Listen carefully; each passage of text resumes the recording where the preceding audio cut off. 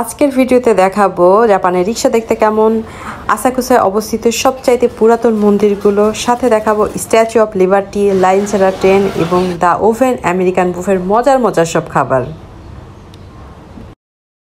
Hello, আসসালামু আলাইকুম। সকাল সকাল আমরা রওনা দিছি, আমরা ট্রেনে যাব। ট্রেনে উঠে বসলাম, এখানে কথা বলা যাবে না, এই কারণে নেমে আপনাদের সাথে কথা বলবো। স্টেশন থেকে নেমেই রিক্সা দেখে তো খুবই ভালো লাগলো। এদের রিক্সা কিন্তু 2 চাকার এবং এরকম ঠেলে নিয়ে যায়, তবে আমাদের দেশে রিক্সা ভাড়ার মতো কিন্তু এত সস্তা না, অনেক ভাড়া। আমাদের যেতে প্রায় 2 মিনিটের মতো লাগবে। তো এটা যেহেতু একটা ট্যুরিস্ট প্লেস, এই কারণে কিন্তু রিক্সাগুলো রাখছে, কারণ রিক্সা ভাড়া প্রচুর, অনেকে শখ করে ওঠে আর কি। এই তো আমরা চলে আসছি কামিনারিমন গেটের সামনে। আমরা এই গেট দিয়ে ভিতরে প্রবেশ করব। এই গেটটাকে থান্ডার গেটও বলা হয়। তো চলেন ভিতরে যাই, দেখি ভিতরে কি কি আছে। এই তো দেখি সব ড্রাগন। এটাকে শপিং স্ট্রিট বলে। প্রচুর ভিড় আজকে, আর যেহেতু আজকে ছুটির দিন, এই জন্য ট্যুরিস্টরাও একটু বেশি। আর এই যে শপিং স্ট্রিটটা দেখতেছেন, দেখেন 2 সাইডে জাপানের পতাকা, আর 2 পাশ দিয়েই কিন্তু বিভিন্ন টাইপের দোকান, যেমন ট্রেডিশনাল সব সুভিনিয়ার, স্ন্যাক্স, সুইটস, এই টাইপের সব দোকান।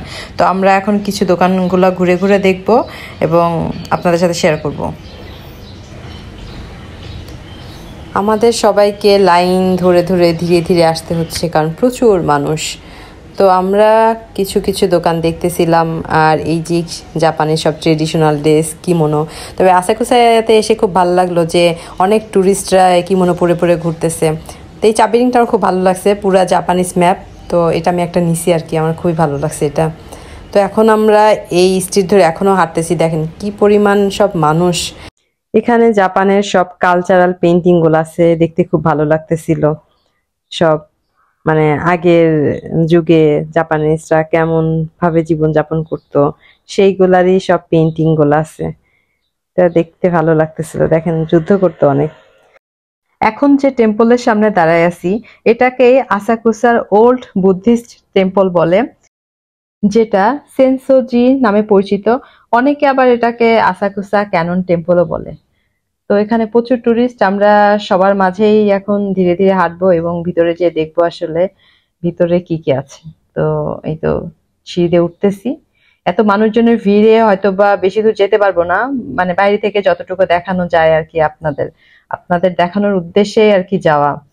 তো এইটা এত দূরে থেকে আসলে কিছুই অত বুঝতেছিলাম না, তো ক্যামেরা দেখি জুম করে কিছু বোঝানো যায় কিনা।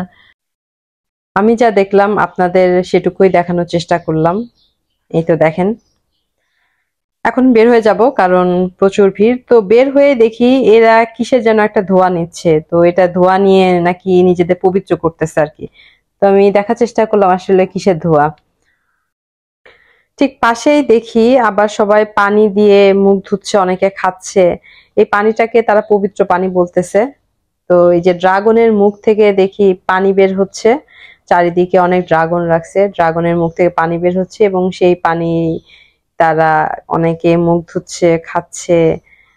আসাকুসার এই জায়গাতে সারা বছর বিভিন্ন ধরনের ফেস্টিভ্যাল গুলা হয়ে থাকে, তবে মে মাসে নাকি সবচেয়ে একটা বড় ফেস্টিভ্যাল হয়, যেটাকে সানজা মাতসুরি বলে।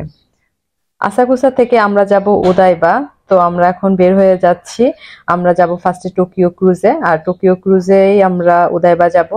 তো টার্মিনালে আমরা চলে আসছি। এখানে টিকিট টিকিট অনেকে সাথে সাথে কাটতে পারেন, তবে অনলাইনে কাটাটাই ভালো, সেক্ষেত্রে মানে সিটের কোনো প্যারা থাকে না আর কি।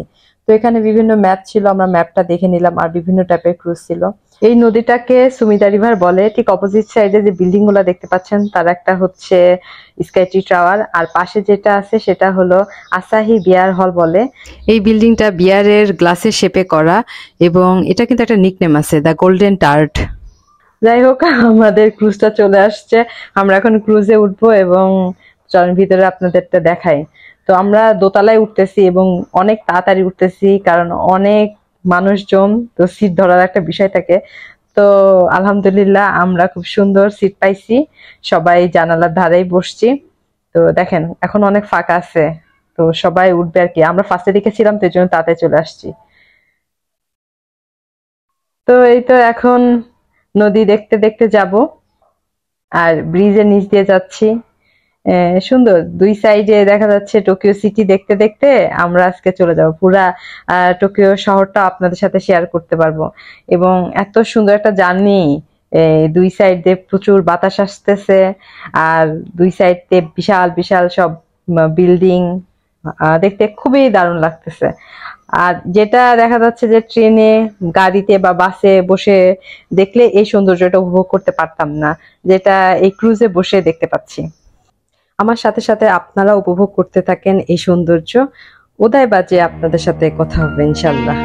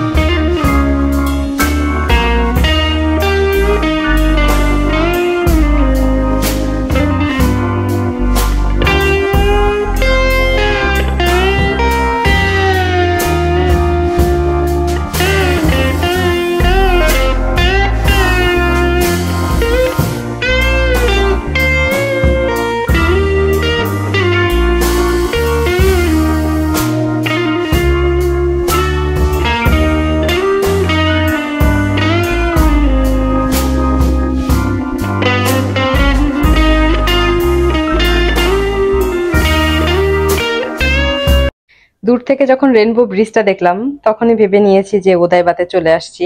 ও আচ্ছা, উদয়বা সম্পর্কে একটা ইম্পর্টেন্ট কথা বলতে আপনাদের ভুলে গেছি। এটা কিন্তু জাপানের একটা আর্টিফিশিয়াল আইল্যান্ড। আমরা নেমে গেছি, এখন স্টেশনের দিকে যাচ্ছি। এটা টোকিও ক্রুজের টিকিট কাউন্টার, এখান থেকে সবাই টিকিট টিকিট কাটে আর কি। তো আমরা ওয়েট করছি ট্রেনের জন্য। আমাদের ট্রেন চলে আসছে, আমরা ট্রেনে যাব। তো ট্রেনে উঠেই ভাইয়ের কাছ থেকে জানতে পারলাম যে এই ট্রেন নাকি লাইন ছাড়া চলতেছে। তো দ্রুত চলে গেলাম দেখতে। দেখেন আসলেই ট্রেনে কোনো লাইন নাই, কিন্তু আমরা ট্রেনে যাচ্ছি, ট্রেন চলতেছে, লাইন ছাড়া ট্রেন। তো জাপানে যে কত টাইপের ট্রেন আছে, আর মোটামুটি অনেক টাইপের ট্রেনেও আমার ওঠা হয়েছে। জাপানে না আসলে বুঝতে পারতাম না যে এত টাইপের ট্রেন আছে। আর এইটা দেখেন, এই ফ্লাইওভার নাকি ব্রিজ, পুরাটাই একটা চত্বর, রাউন্ড দিচ্ছি আর কি আমরা পুরাটা। উদয়বা দেখে আপনার মনে হবে না যে এটা একটা আর্টিফিশিয়াল আইল্যান্ড? জাপানিরা প্রতিটা মানে বিল্ডিং বলেন, মানে প্রতিটা কাজ এরা এত নিখুঁত ভাবে, এত প্ল্যানিং করে করা, মানে অসাধারণ। এটা জাপানে এসেই আমি বুঝতে পারছি, মানে এদের এত পাহাড় পর্বত, জাপানের তো পুরা 80% মতো পাহাড় পর্বত, আর সমতল ভূমি খুবই কম। এই পাহাড় পর্বতকে কেটে কেটে মানে এত সুন্দর করে সবকিছু করা। নিজেই দেখেন যে একটা আর্টিফিশিয়াল আইল্যান্ড এত সুন্দর করে করছে, মানে এটা যে একটা আইল্যান্ড, এবং আইল্যান্ডে এত বড় বড় সব বিল্ডিং গুলো আছে। আসলে এটা প্রশংসনীয়, আসলে মানে খুবই প্রশংসনীয়। উদয়বা মেরিন পার্কের পাশে অ্যাকোয়া সিটি। তো আমরা এখানে কিছুক্ষণ ওয়েট করব, মানে ওয়েট বলতে আমাদের এখন লাঞ্চ সময় হয়ে গেছে, তো আমরা এখানে লাঞ্চ কমপ্লিট করে তারপরে আমরা একটু ঘুরে দেখব। তো অনেক ব্র্যান্ডের দোকান দেখলাম, নামি দামি সব ব্র্যান্ডের দোকান। তো আমরা চলে আসছি দা ওভেন আমেরিকান বুফেতে, এখানে আমরা আমাদের লাঞ্চ করব।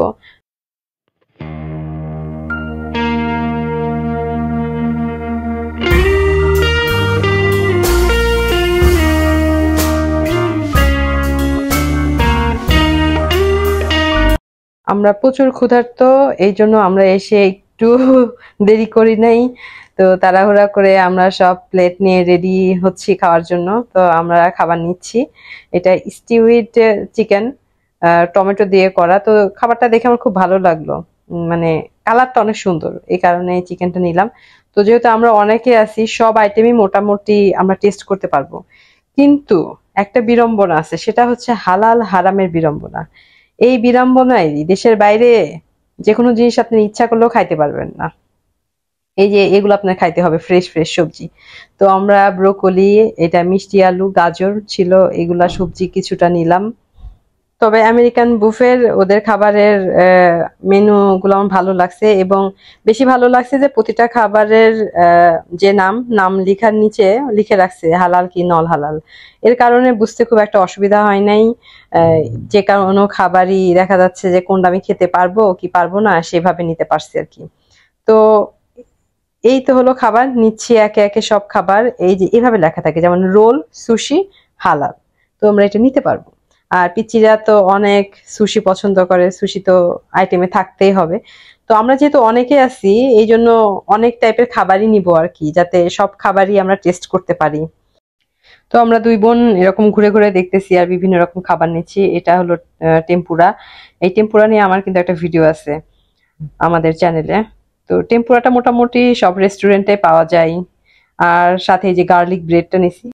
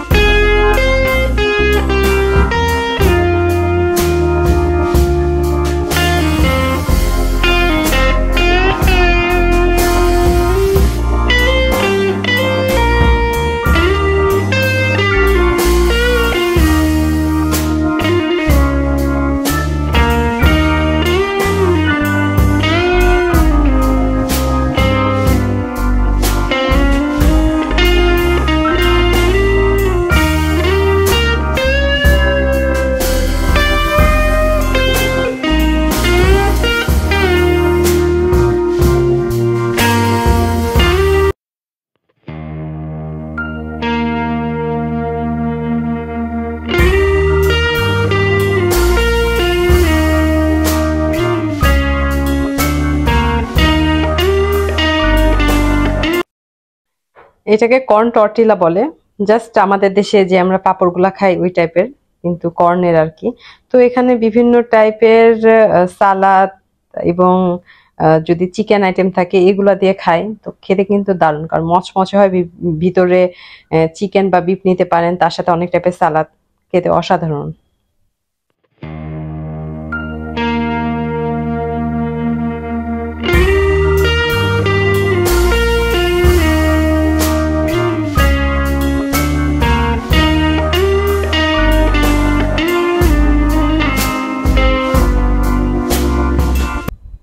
এই হলো আমাদের সব খাবার। আমরা খাবার নিয়ে বসছি, আমরা খাই। তো খাওয়ার পরে আপনাদের সাথে শেয়ার করব। ও দেখেন, সাথে একটা অরেঞ্জ জুসও নিছি।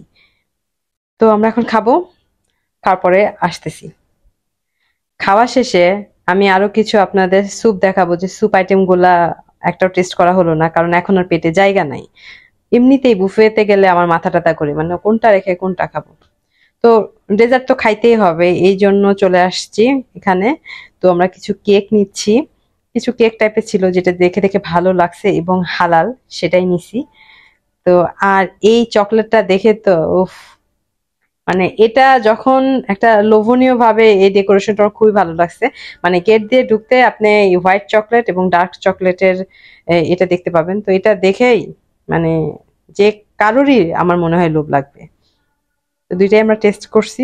ডেজার্ট আইটেম গুলা মোটামুটি সব ভালোই ছিল। তো খাওয়া দাওয়ার পর্ব শেষে আমাদের তো চা কফি খেতেই হবে। তো ফার্স্টে কফি নিয়ে বসলাম, কফি খাবো। এখানে সব ড্রিঙ্ক বার গুলো আছে। বুফেতে প্রচুর খাবার আইটেম থাকে। তো কফি খেয়ে আমাদের হলো না, তো আবার আমরা চা খাবো। এখন চা নিয়ে আসলে আমরা একটু বাইরে বসবো। এতক্ষণ তো ভিতরে ছিলাম, বাইরে থেকে একটু প্রকৃতিটা দেখবো আর সবাই মিলে চা খাবো। আপনারাও চলেন, যে দেখাই বাইরের কি অবস্থা। তো চলেন বাইরে যাই। বাইরে এসে কি যে দারুণ দৃশ্য। সূর্য আর কিছুক্ষণ পরে ডুবে যাবে। আর এদিকে rainbow bridge, statue of liberty. তো স্ট্যাচু অফ লিবার্টি আপাতত এখান থেকে দেখেন, আর কিছুক্ষণ পর আমরা নিচে যাব। মানে বাইরে অনেক রোদ ছিল, তো তো রোদটা কমলেই আমরা যাব।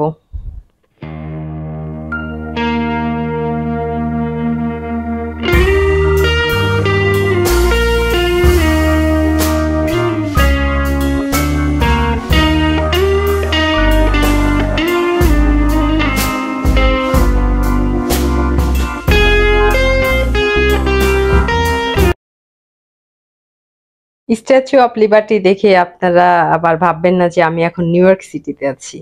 আমি উদাইবাতে আছি। জাপানের উদাইবাতে এই স্ট্যাচু অফ লিবার্টিটা অবস্থিত।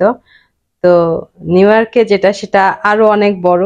সেটার হাইটটা প্রায় 93 মিটার, আর এটার হাইটটা 12.25 মিটার। সানসেট সানরাইজ সবার আগে আমরা।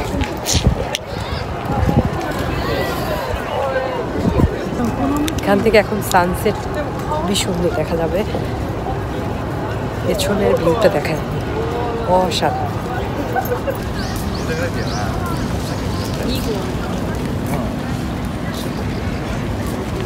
いやー、綺麗な光。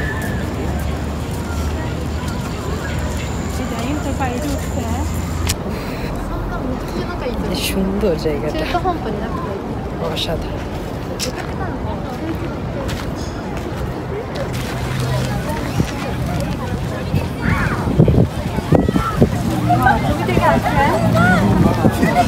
এখন আমরা উদয়বা মেরিন পার্কে আছি। অনেক লোকজন এখন এই জায়গায় সবাই বসে আছে। আর দেখেন একটা বিমান যাচ্ছে, বিমান যাচ্ছে, সানসেট হচ্ছে, কি যে অসাধারণ দৃশ্য। আমার সাথে সাথে আপনারা উপভোগ করেন। আর পানির যে ঢেউয়ের শব্দ, চারিদিকে অনেক পাথর, তো তো পাথরে এসে যখন ঢেউগুলা বাড়ি খাচ্ছে, এত সুন্দর একটা সাউন্ড তৈরি হচ্ছে। সব মিলাই অসাধারণ। আপনারা কিছুক্ষণ আমার সাথে উপভোগ করেন। আমি এখন একটা পাথরের উপর বসে থাকবো। কিছুক্ষণ বসে থাকার পরে তারপরে আমরা এখান থেকে উঠবো।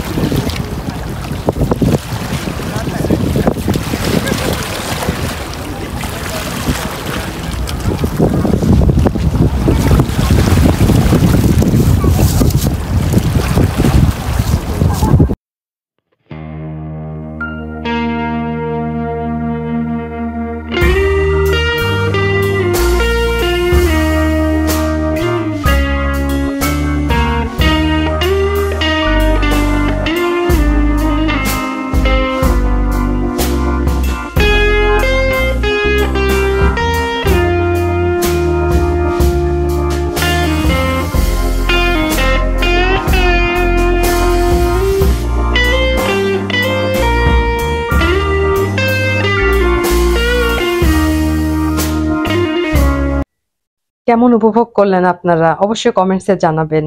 আর এখন আমরা চলে যাব। এখানে রাতের ভিউটাও কিন্তু অনেক সুন্দর, চারিদিকে অনেক লাইট থাকে। আর দেখেন লাভ লক, সবার লাভকে এখানে লক করে গেছে। সবগুলার প্রায় একই রকম দেখতে, লাল, সাদা, গোলাপি। আর পাশেই অবশ্য দোকান আছে, সেখান থেকে সব কিনে নিয়ে এসে এখানে লক করে রাখে। ভালোই বিজনেস আইডিয়াটা আর কি। লাভ লক, পাশে কিস লক, সব লকই আছে। তো যাদের লক করার খুব ইচ্ছা, সবাই লক করে করে গেছে। রাতের ওদাইবাও নাকি অনেক সুন্দর। তো কেবল আসলে সন্ধ্যা, খুব একটা রাত হয় নাই। রাতে এইখানকার পুরা লাইটিংটা দেখতে খুব ভালো লাগে। তো ধীরে ধীরে সব লাইটিং শুরু হয়েছে আর কি। তো আমরা অতক্ষণ থাকবো না, আমাদের যেতে হবে। তো ওদাইবা টাটা বাই বাই। ওদাইবা সারাদিন অনেক ভালো কাটাইলাম।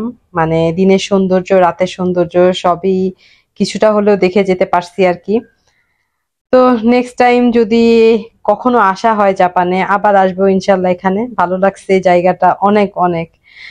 তো সব মিলাই সারাদিনটা আজকে অনেক ভালো গেল, কারণ সেই সকাল থেকে আমরা ঘুরতেছি। আসাকুসাতে গেলাম, আসাকুসা পরে আমরা উদয়বাতে আসলাম, এখানে বাকি সময়টা কাটালাম। তো টাটা বাই বাই উদয়বা। তো দেখা হবে নেক্সট ব্লগে ইনশাল্লাহ। ততক্ষণ পর্যন্ত আপনারা ভালো থাকেন, সুস্থ থাকেন, আর আমাদের জন্য দোয়া করবেন, আর দ্য ফ্রেন্ডশিপ ডায়েরির সাথে থাকেন। ও আচ্ছা, আর একটা কথা না বললেই না, সেটা হচ্ছে যে আপনাদের সকল ভালোবাসা দ্য ফ্রেন্ডশিপ ডায়েরির সাথে লক করে রাখেন। আজকের ভিডিওটা এ পর্যন্তই। সবাই ভালো থাকেন, সুস্থ থাকেন। আল্লাহ হাফেজ, টাটা।